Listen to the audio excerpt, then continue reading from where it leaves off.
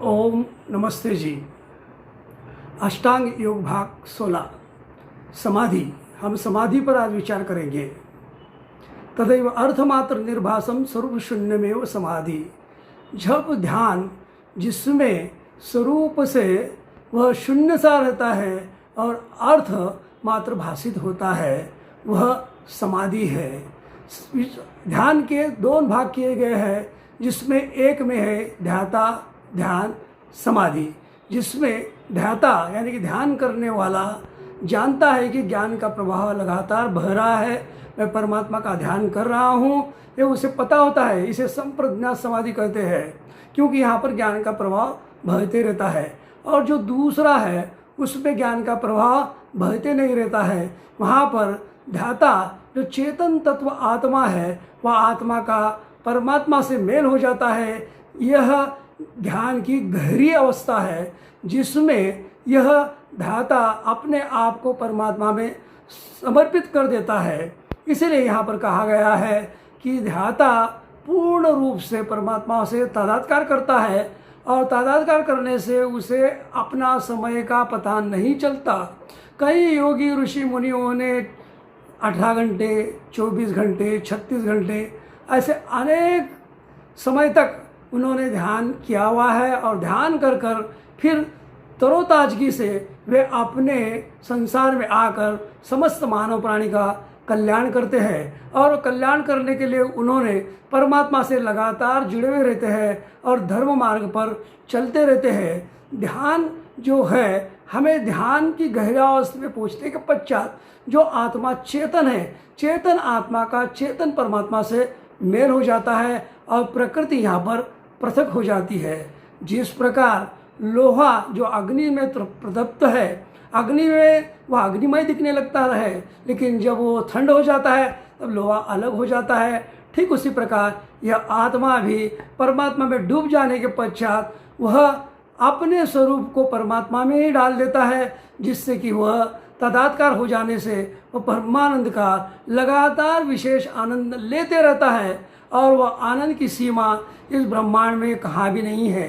परमात्मा का आनंद के सामने संसार का आनंद 16वां हिस्सा ही है, यानी कि बहुत कम संसार में आनंद है, लेकिन परमात्मा के पास आनंद ही आनंद भरा हुआ है। इसलिए गीता का एक श्लोक आता है, वो 5वां अध्याय का 28वां श्लोक है।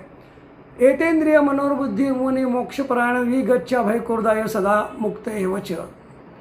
जिस मुनि ने इंद्रिय, मन और बुद्धि को वश कर लिया है, ऐसा मुनि जब इच्छा रहित, भय रहित और क्रोध रहित हो जाता है, वह मुनि जीते जी मुक्त है।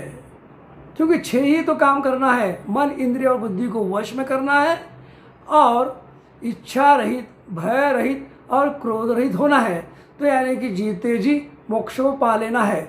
इसे पा लेने के लिए ही हमने अष्टांगों के 8 अंगों को लगातार अभ्यास करते हुए आ रहे हैं, ताकि हमें समझ में आ जाए कि मन को वश करे, फिर पहले इंद्रियों को वश करे, फिर मन को वश करे, फिर आत्मा को वश करे, फिर आत्मा से परमात्मा को लगाया करे। ये बहुत ही जरूरी है। जब मोक्ष की प्राप्ति होने वाली होती है, तब उस ऋषि का किस प्रकार हो जाता है, इसके लिए एक मुंडक उपनिषद का मंत्र आता है। वह कहता है, भिद्यते हृदय ग्रंथि छिदन्ते सर्वसंशया चेते चास्य कर्माणि तस्मिन् दृष्टे परावरे।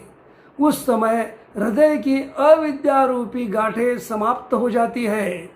और दूसरी बात, भिद्यते हृदय ग्रंथि छिदन्ते सर्वसंशया, सारे संशय समाप्त हो जाते हैं। ब्रह्मात्मक ज्ञान, संशयात्मक ज्ञान, अभावात्मक ज्ञान समाप्त होकर परमात्मा का निश्चयात्मक ज्ञान आ जाता है। और भिद्यते हृदय ग्रंथि छिदन्ते सर्वसंशया क्षीयते चास्य कर्माणि, जो दुष्ट कर्म, गलत सलत कर्म कर रहा था, वह समाप्त होकर वो वेदानुकूल कर्म करने लग जाएगा। गुरु की आज्ञा का पालन करते हुए वह अपने यथार्थ मार्ग पर, ईश्वरीय मार्ग पर, योग मार्ग पर वो चलेगा। और तस्मिन् दृष्टे परावरे, उस समय वो आत्मस्थ जो परमात्मा है, हमारे आत्मा के अंदर जो परमात्मा लगातार प्रकाशित हो रहे हैं, उस परमात्मा में वह आत्मा विश्रांति करती है। विश्रांति कर तरोताजा होकर और फ्रेश होकर वह फिर से संसार के उपकार के लिए लगातार कार्य करने लग जाता है। और शरीर छूटने के पश्चात वह मोक्ष सुख को प्राप्त करता है। 31 दिल 10 खरब 40 अब्ज वर्ष को वो प्राप्त कर लेता है। और तदा दृष्टु स्वरूपे अवस्थानम, ये योग का फल है। हम जो योग कर रहे हैं, योग किस लिए कर रहे हैं? इसलिए कर रहे हैं कि ताकि वो योग का फल हमें मिल जाए।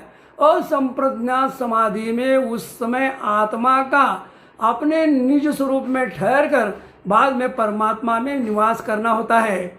परमात्मा का आत्मा में निवास करने के लिए, परमात्मा का आनंद लेने के लिए और परमात्मा के सानिध्य में हम जन्म मृत्यु जरा व्याधि को, जो शरीर छूटने के पश्चात हम जब मोक्ष को प्राप्त करते हैं, तब हमारे जन्म मृत्यु जरा व्याधि लंबे समय तक, मोक्ष के समय तक हम मुक्त हो जाते हैं। जन्म मृत्यु जरा व्याधि हमारा समाप्त हो जाता है और उतने समय के पश्चात हम फिर से आकर इस धरती पर फिर से अच्छे मानव बनकर मनुष्य जन्म को प्राप्त होते हैं। ओम शम।